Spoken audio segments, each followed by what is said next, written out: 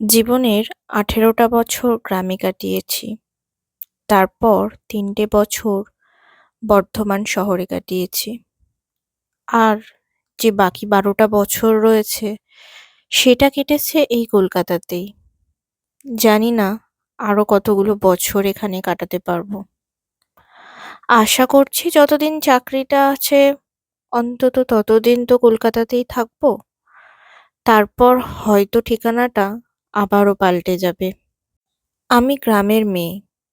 যে সময়টা গ্রামে কাটিয়েছি সেই সময়ে দাঁড়িয়ে আমাদের গ্রামটা আশেপাশের অন্যান্য গ্রামের থেকে একটু হলেও সুযোগ সুবিধা সমস্ত কিছুই দিক থেকেই একটু উন্নত ছিল।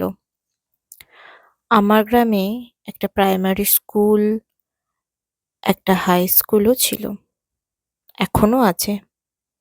ব্যাংক আছে, বাজার হাট সবই হাতের সামনেই পাওয়া যায়। গ্রামের পাশ দিয়ে বয়ে গেছে দ্বারকেশ্বর নদী। খুব যখন ছোট ছিলাম তখন ওই নদীর ওপর কোনো কংক্রিটের ব্রিজ ছিল না, ছিল বাঁশের ব্রিজ। তাই বর্ষাকালে যাতায়াত ব্যবস্থার খুব অসুবিধে হতো। বাসও চলতো না, নৌকাই ছিল যোগাযোগের একমাত্র মাধ্যম। তারপর যখন কংক্রিটের ব্রিজ তৈরি হলো, তারপর থেকে বাঁশের রাস্তা বেশ সুবিধাজনক হলো। খুব সহজেই আরামবাগের সাথে সংযোগ তৈরি হলো।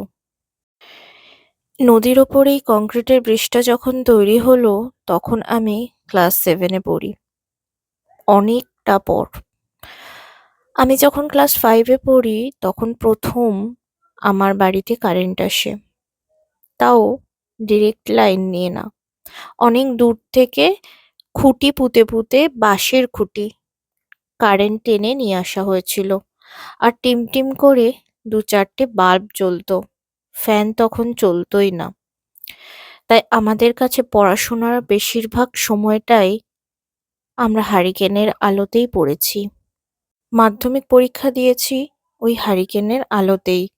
তখনও বাড়িতে ইলেকট্রিসিটি এসে পৌঁছায়নি সঠিকভাবে। উচ্চ মাধ্যমিকের সময় যদিও এই অসুবিধাটা হয়নি। তখন কারেন্টে ঠিকঠাক ভোল্টেজ থাকতো, তাই লাইটের আলোতেই আমাদের হয়ে যেত। আমাদের দোতলা মাটির বাড়ি ছিল, যে বাড়ির একটা বিশাল বড় বারান্দা থাকতো। গরমের সময় যখন প্রচণ্ড গরম পড়তো তখন আমরা সবাই মিলে ওই বারান্দাতে মশারি টাঙিয়ে শুতাম। কি যে ভালো লাগতো বলে বোঝানো যাবে না।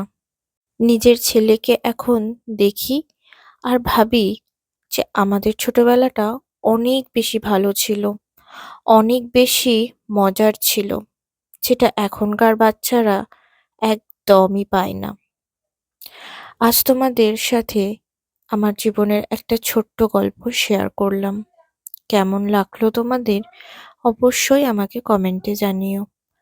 আর ভালো লাগলে অবশ্যই আমার ভিডিওটাতে একটা লাইক করো, শেয়ার করো ও আমার চ্যানেলটি সাবস্ক্রাইব করে দিও।